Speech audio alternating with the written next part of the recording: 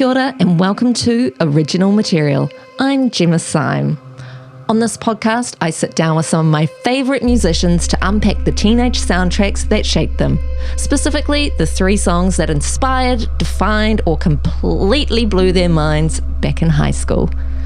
We also look back at the 3 words that captured their adolescent selves and get their ultimate recommendation for the one track today's youth need to hear. Now for today's guest. Before she was the brilliant electronic artist Yvois, an Ableton wizard and an inspiring music educator, teenage Ivy Rossiter was a rule-following classical guitar student filled with a whole lot of unspoken punk rage. Today, Ivy helps students find their own creative voices, but her own musical journey started in a much more turbulent place. We're going back to the days of Channel Z radio broadcasts, single-sex school dynamics, and the isolation of being a Rotary Exchange student in a tiny, conservative Catholic town in Canada. It's a story about fighting the inner critic, discovering social justice through a pair of cherry red Doc Martens, and finding a sense of belonging in the music when the world around you feels completely overwhelming. Hello and welcome to Original Material. Yvois, how are you today? Hi, I'm well. I'm especially well because I'm seeing your face. How are you? I am good, thank you. Super happy that we get to have an extended chat and talk about your teenage feelings. So I could say that, oh God, there were so many of them, but I also have so many feelings now. So nothing's really changed. Let's just dive in there. What would be 3 words to describe yourself as a teenager? So many feelings, I think, basically encompasses it. I was angry. I was awkward. Oh no, actually maybe I could I usually go with the trifecta of glasses, braces and acne because I definitely, that described me as I know, right? It was amazing. But yeah, angry, awkward, and full of feelings. Let's go with that. Angry, awkward, and full of feelings. How did that come out with your peers? That was the internal feeling. How did that come out externally? Often I would just spend time sitting in the music department, listening to the radio and playing guitar by myself in one of the practice rooms at lunchtime. I had friends, but I never felt super connected with the people that I hung out with at high school. There were the people that I wanted to hang out with who I kind of looked at hanging out in the art department and was way too intimidated to go and approach and assumed that they all hated me. And then there was the nice group of nerdy kids who were really sweet, really lovely, but we didn't have a whole lot in common because I was kind of starting to get political and starting to get again, full of rage, and they were just kind of having a nice teenage time, then that's completely fine. That's a completely wonderful, teenage experience. But we were kind of diverging at that point. And then I had all of these music-related extracurricular activities. I was in choir, I was in school shows, all those kinds of things. And I don't know if you've heard, but single-sex schools can be kind of bitchy and difficult places to navigate. And so then there was the politics of all of the different extracurricular activities that I was doing. Was it quite overwhelming? Well, yeah. I feel like being a teenager is just inherently overwhelming. Absolutely. I feel like the yearn. Every time I'm hearing all these stories, I'm just the yearn and the that feeling of being singled out and alone, but wanting to connect and all of these sorts. It's like this churn of yearn. 100%. A churn of yearn. Yeah, absolutely. The yearning churn. I think also as a baby queer, and I was having all of these big feelings about, different girls that I was at school with, but I couldn't really put my finger on what they were. I was I'm sure that everybody feels this way, right? So I think that added an extra layer of complexity to all my relationships and specifically to the yearning. All the feels. All the feels, all the time. How did you discover new music in high school? Was it through your nerdy friends? Was it through the music department? It was definitely through friends, but usually not the nerdy ones. There were people that would pop into my life in different ways who somehow had a connection to something cool. Like either they had an older brother or they had like a boyfriend that, and again, like I was in an all-girls school. Most of the people that I knew were heterosexual, dating boys from other schools, older boys, whatever. People who had someone who was connecting them with culture. I did listen to a lot of radio as well, and RIP Channel Z. Iconic. Like, what an absolute beacon of hope in a world of madness, you know? Truly. And like, I wasn't cool enough for BFM. I don't think I've ever been cool enough for BFM. Like, I listen and appreciate to BFM. They're wonderful. But like, in terms of like me as a person, I was kind of alternative rock. Like the Lilith Fair lineup was perfectly tailored for me. Like I liked these things that were a little bit less, especially as a teenager, like a little bit less angular and a little bit more kind of melodic, I guess. And so for me, yeah, listening to Channel Z, I found out that Joe Strummer had died by listening to Channel Z. I found out when 9/11 happened, when I was listening to Channel Z. I was listening to, what were the two morning hosts? John, and he still does radio. Nathan, those two. Wow. I thought it was a prank. Actually, I thought it was a prank. I was listening that morning as well because I actually really remember that I was lying in bed because the radio would always be my alarm clock. And I was just hearing them describe something and I was waking up in a haze. I thought they were talking about a movie. I thought they were describing a scene in a movie because I wasn't fully awake and I wasn't fully conceptualizing what was happening. I definitely wasn't following what they were talking about. And then, so we lived in a 2-story house and I remember hearing my parents run up the stairs because they slept downstairs. We all lived in the same house. They slept downstairs. And I remember hearing this as they ran up the stairs.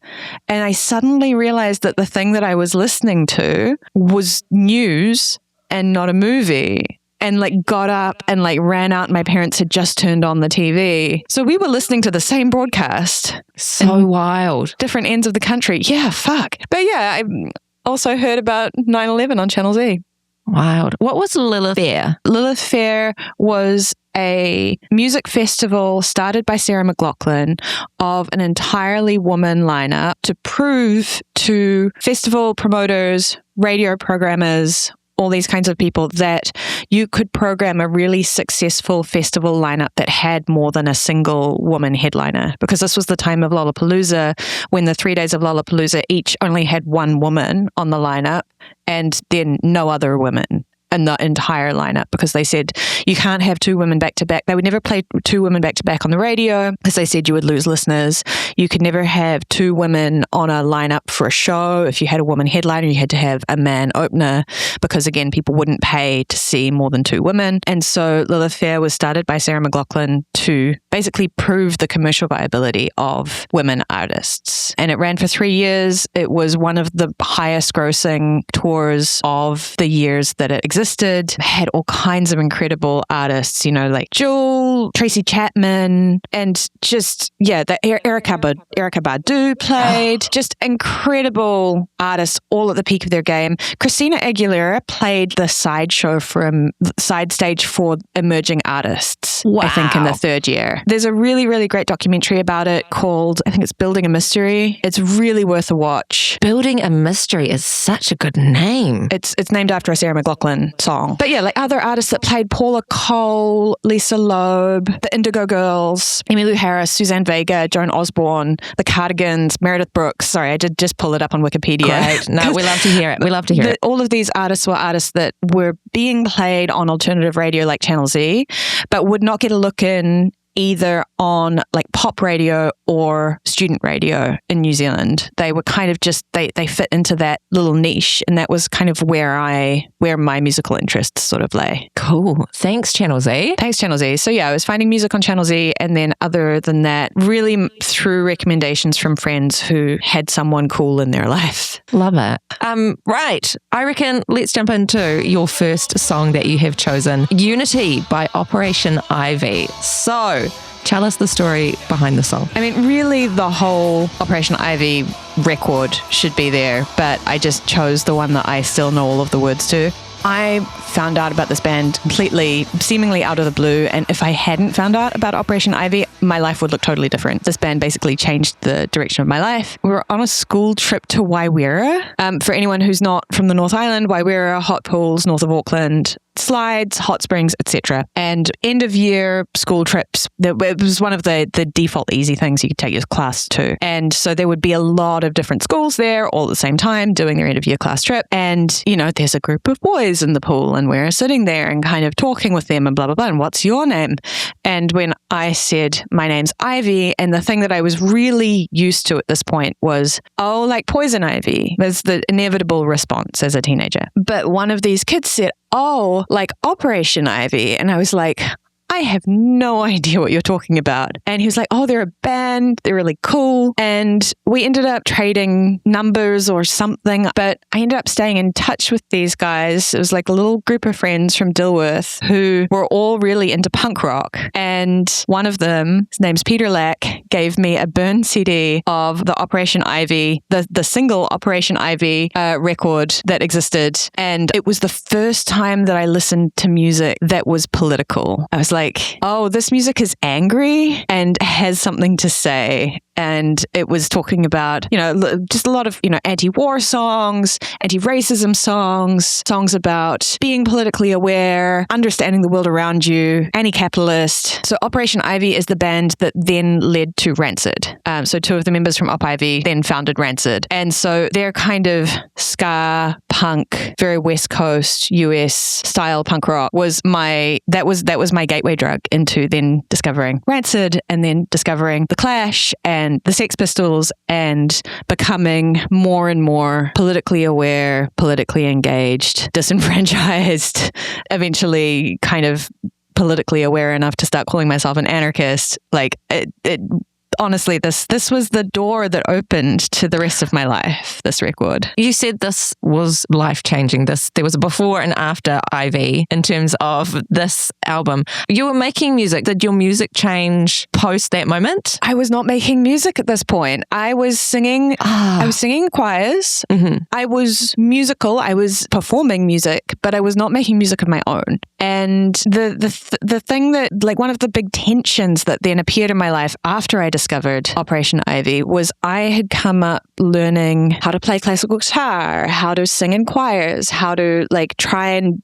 do all of the right things, right? Because I loved music. I was fortunate enough to be from a class background and a family background that valued, oh, if you want to develop artistically, then you can go to music lessons. You know, I was really fortunate that my parents could pay for that. I got to go to a high school that, you know, valued all of these things as well. But it was really inculcated into me to do things the correct way. You have to sing in tune. You have to sing with a particular kind of tone. You have to play guitar the right way. And then I started encountering punk rock, which is not about any of those things. But I wasn't really independently able to untangle these two threads in my brain. And I had a very strong inner critic about doing things badly and doing things wrong.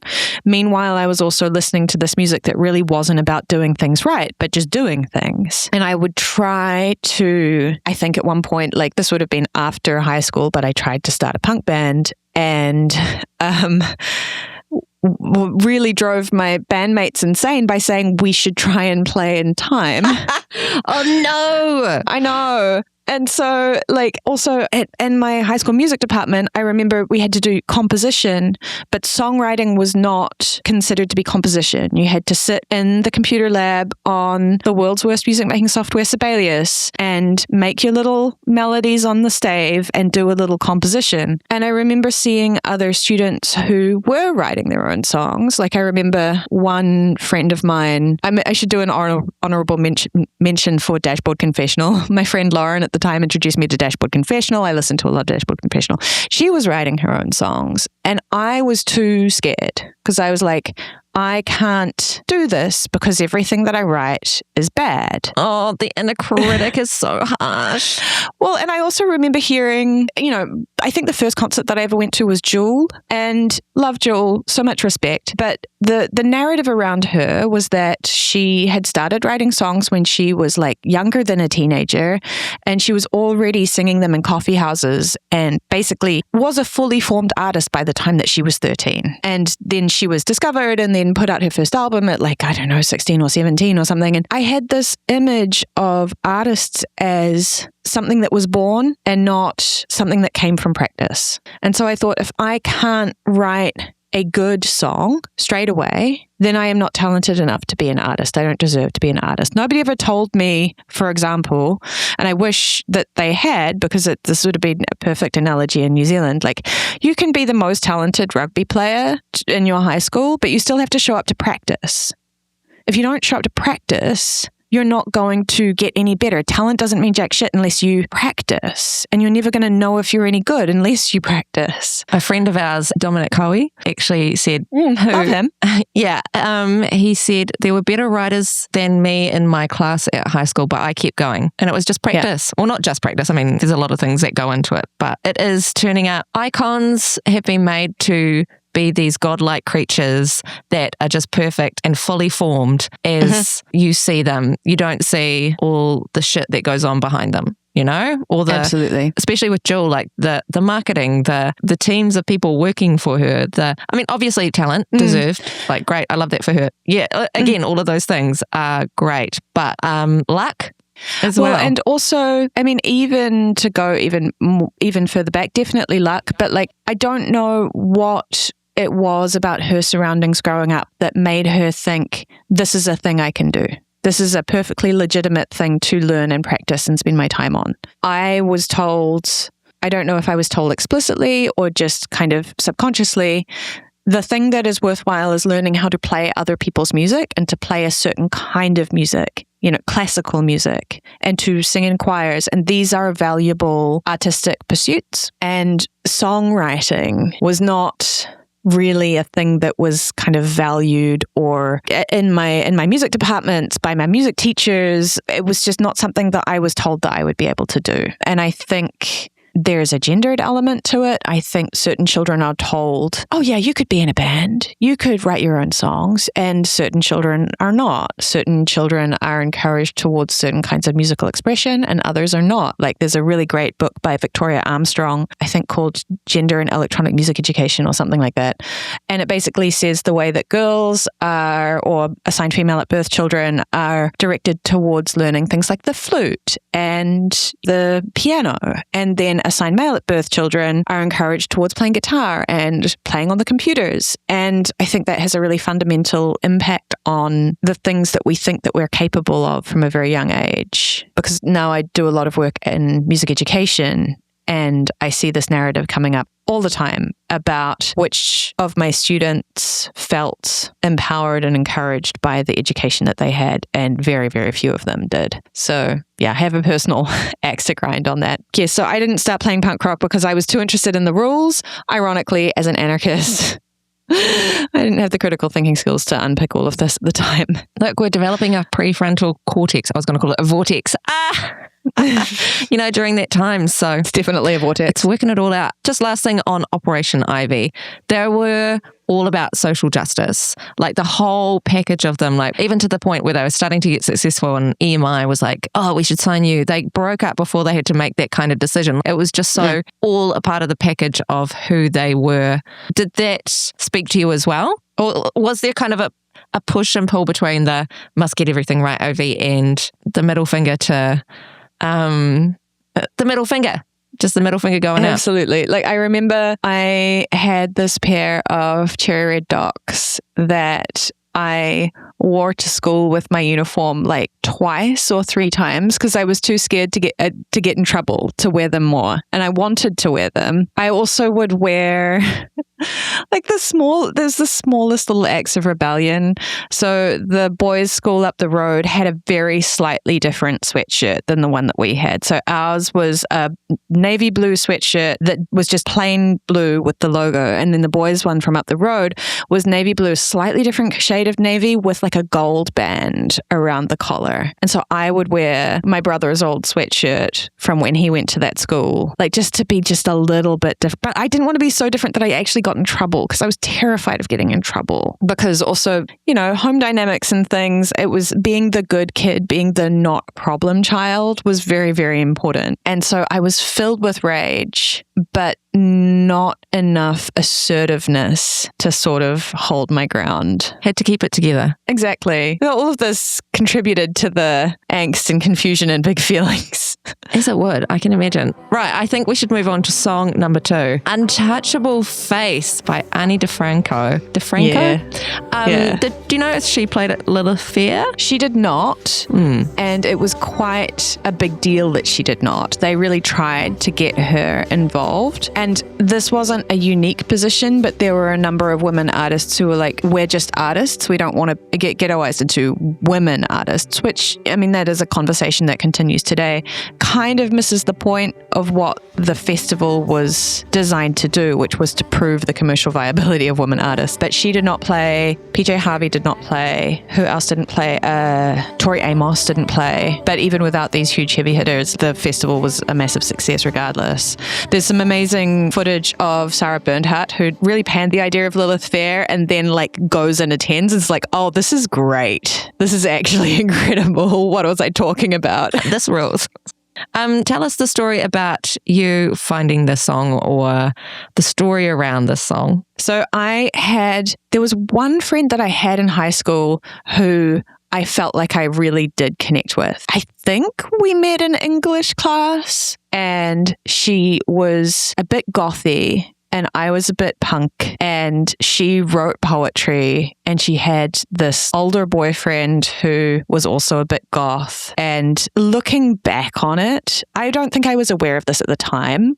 With the 2020 vision of not being able to remember the past perfectly, I am 90% sure that I was absolutely in love with both of them as my little baby bisexual. They were cool. They were interested in art. They hung out at the late night cafe eating chocolate chili beetroot cake, and he had a car, and they were just both so cool. And so I was a little bit awestruck by both of them. And I can't remember how we went our separate ways, but I am 99% sure that it was she that introduced me to DiFranco. And coming from my roots of, really loving artists like Jewel, here was a woman who still had incredible melodies, but was playing this guitar kind of like it was a machine gun. She was playing acoustic guitar like Tom Morello plays electric guitar. It was so percussive. It was so brutally aggressive. And she was writing these songs that were so blisteringly vulnerable and also incredibly angry. And I was like, oh, this is it. This is what listening to an absolute raw nerve feels like. Totally. Because if I look over some of the lyrics, so let me just have a wee read through. I just do want to preface this for anybody who's listening who's never listened to DiFranco. It is uncomfortably vulnerable. It is the kind of music that people roll their eyes at because that is such a cliche, big feeling music. So anyone who hasn't listened to DiFranco, I just want to prepare them for that. But some of these lyrics, I love this one. Verse 2, to tell you the truth, I prefer the worst of you. Too bad you have a better half. She's not really my type, but I think you two are forever, and I hate to say it, but you're perfect together. So fuck you and your untouchable face. Fuck you for existing in the first place. Who am I to be vying for your touch? And who am I? I bet you can't even tell me that much. And can you imagine screaming that? Oh, I don't have to imagine. I did it. Just listening to this music and just yelling my little teenage heart out. Absolutely. And how that not resolves those feelings that you have for those people, but really just touches that nerve of that feeling so hard that singing it and just engaging with it must have felt so good. Absolutely. And I went from this record, I'm pretty sure Dilate was the first record that I listened to. And then, I went back and Not a Pretty Girl and Self-Titled and just, went all the way through. There was a certain point where I started to disconnect from that music and I came back to it a little while ago and I was like, oh, this is good. Yeah, it's funny hearing your little disclaimer at the beginning. I remember feeling that, whoa, these people are real powerful. And I don't know if I clicked with it no, I didn't click with it at that time, but like hearing it now, it's phenomenal. I was like, well, okay, these angry women. Well, and I think in particular, like there was a big backlash to Lilith Fair after the 3 years that it was, so dominant, so successful. That was when late 90s, early 2000s was when we were getting the Limp Bizkits and the Corns and all of the really aggressively macho, sexist artists come out on the scene. And there was a real stigma around the artists that played at Lilith Fair and all women artists that were associated with that kind of a sound. And it became really cringe. Even though the music had been really successful, all of a sudden people just became uncomfortable to either be, like there were artists that stopped being booked because they played Lilith Fair. And radio stations would stop playlisting artists because they played Lilith Fair. And it wasn't just Lilith Fair, but it was, again, this entire women singer-songwriter sound. And the term female singer-songwriter became so cringy and so embarrassing that, I remember even when I started making my own music, I was like, I make indie rock music. I don't make singer-songwriter music. Now, and the thing is that singer-songwriter music can literally sound like anything. All that means is that you sing your own songs and you play them. But specifically when it comes to women, if you get tagged with singer-songwriter, people expect a very specific thing, and it takes a lot to convince them that they're not going to hear that specific thing in your music. They come in and they project that onto you. And it's blah, blah, sexism exists in the industry. What? I don't know. What? That's outrageous. I want to know, how did that song help you navigate being in love with at the same time? Well, I don't think that I really acknowledged that was what was going on. I think it was just this feeling of, when you're a teenager and you have a crush on someone and you haven't really articulated that you have a crush, but you just feel full of feelings and also sad all the time because it's crushing. And like you're happy, but you're also sad all the time. And you don't really know that that's what's going on. And so I think it was just that. Like, I think it was helpful to have music like this that was articulating something that I could relate to. Did I have the self-awareness to actually pinpoint what was going on? Not really. But looking back on it now, can you be like, that was what was happening? Again, that hindsight. Love 100%. it. Hindsight 2020 of something that I may or may not remember correctly. All right, let's move on to this last song. Now, for this angry, awkward, full of feelings human, back in those high school years, The Middle by Jimmy Eat World is your third track. How could it not be? Can I tell you something vulnerable? As if I haven't already been spilling my guts all over the place. Please, go ahead. I listened to this song this morning and I cried.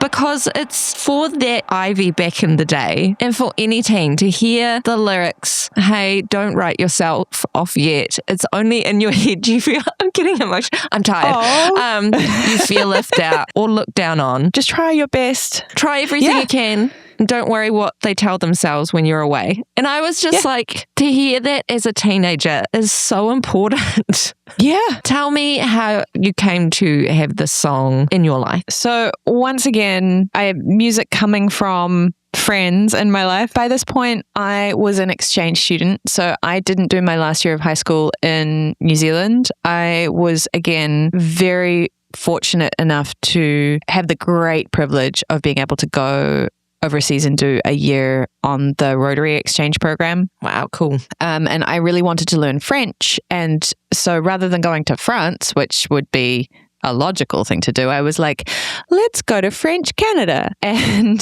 so I learned a really strange kind of French and was living in a very small Catholic town in the smallest province in Canada. It was what it was. But the way that the Rotary Exchange program works is that you meet up with a group of exchange students who are also sent to other towns in your district, and you will meet up with those exchange students several times a year. And I'm pretty sure that it must have been the first meetup of all of the students in our district. I met this very skinny, nerdy-looking, long-haired, glasses-wearing student called Martin from Germany. And he gave me a home-burned CD of Jimmy Eat World. Oh my God, what's the album called? Bleed American, there we go. And I listened to it, and I don't think I ever stopped listening to it that entire year. I had no context for the band. I didn't have the artwork. I didn't have anything. I just had this burned CD. And, this is 2003. So like internet is there, but not really. I also never really developed the skill of being like, oh, I love this band, so now I'm going to find everything else that they have ever made.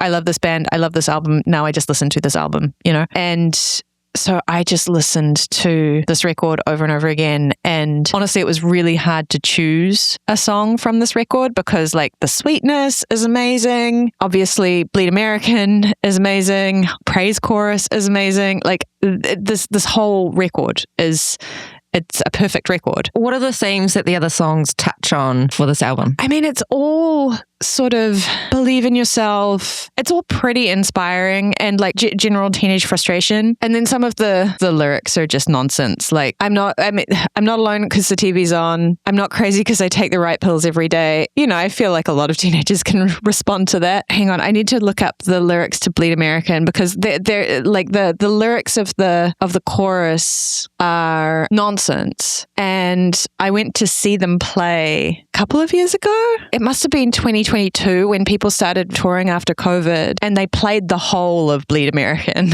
Was it a Bleed American tour, like specifically for the album? Yeah. It was like 20th anniversary. Yeah, because this came out in 2001. So I think it was scheduled for 2021, but it ended up being 2022 because of COVID stuff.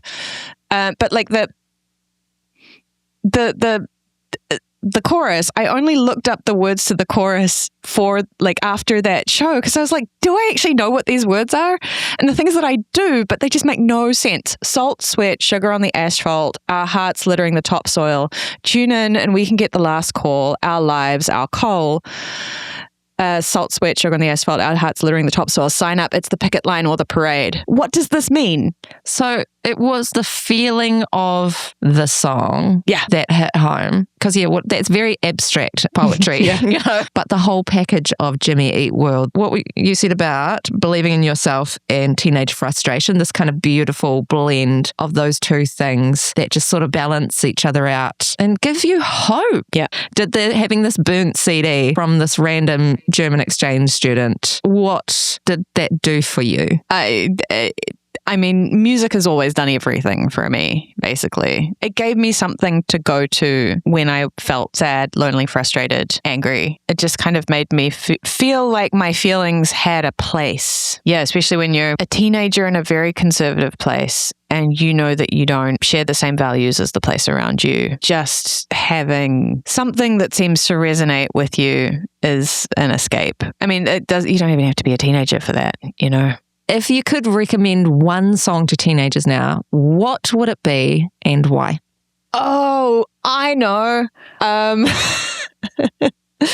Okay. The song that every teenager should listen to right now, like especially in this particular moment. It's The Day the Nazi Died by Chumbawamba.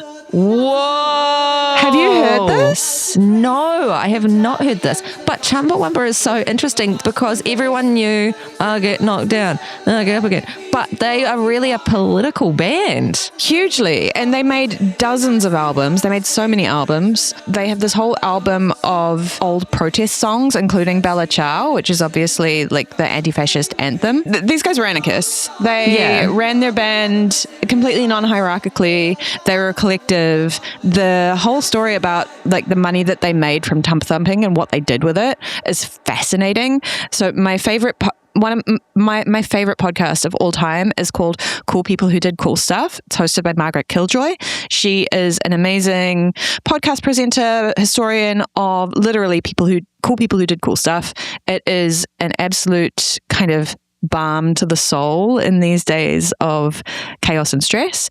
And her episodes on Chumbawamba are fantastic. So summing up the song, they're saying the Nazis died, but there are still Nazis out there in different forms, under different names. Yeah, sort of. Some are just literally calling themselves Nazis. I mean, the lyrics go, we're told that after the war, the Nazis vanished without a trace, but battalions of fascists still dream of a master race. The history books, they tell of their defeat in 45, but they all came out of the woodwork on the day the Nazi died. So it basically saying, look, history will tell you that we solved fascism. We did not solve fascism. Fascism is still very much alive and with us. It's present in the boardrooms. It's present in your bosses. It's present in your politicians. They are present in the racists and the homophobes and the TERFs that are present everywhere in society, and that we cannot rest until every Nazi dies. That's basically talking about the enabling myths that allow fascism to persist by lulling the population into a sense of complacency, thinking, but we solved that problem, everything's fine. I mean, I would just really love teenagers to know that previous generations of activists and anarchists also knew, because I know that like a lot of young people these days, it's really easy to look at older generations and be like, why didn't you do anything? And there have been people actively working to fight fascism, fight injustice, fight the structures that we all live in every single generation. And I think that this track by Chumbawamba, who you might know from Tub Thumping, is a really good example of people have been speaking truth to power for a really long time. That doesn't mean that we always manage to dismantle the systems that are oppressing us, but we need everybody to continue the fight, because the fight is never over. You never kill all the fascists. You need to keep fighting and working for a more just world. People have done it before you. People keep doing it after you. I think that's why I want all teenagers to listen to the song. Keep doing it. Absolutely. All right. I'm feeling lifted up by that song. I feel like, so feels like a good energy to end on. Thank you so much for talking us through your teenage years and all the feelings. So many feelings. The churn of the yearn is so real, and yeah, it's been really wonderful hearing all of your stories. Next time on Original Material, I'll be chatting with the magical mind behind Junus Orca, the solo electronic project of Christchurch-based musician, producer and DJ Josh Holmes. Under the moniker Junus Orca, Josh crafts deeply atmospheric, textured and visceral soundscapes. His music covers a massive sonic range, masterfully blending ambient resonance and harsh noise with industrial and dub-infused techno. He's a staple figure on the New Zealand festival circuit, frequently playing hard-hitting sets at outdoor events like Twisted Frequency and Two Minds festivals. Don't forget the tracks that sparked this whole conversation. The Instant Fantasy Remix EP, the Wet EP Remixed, will be officially released 2026 through Sun Return. Make sure to hit that subscribe button so you're the first in line when our next episode drops. Until then, stay tuned.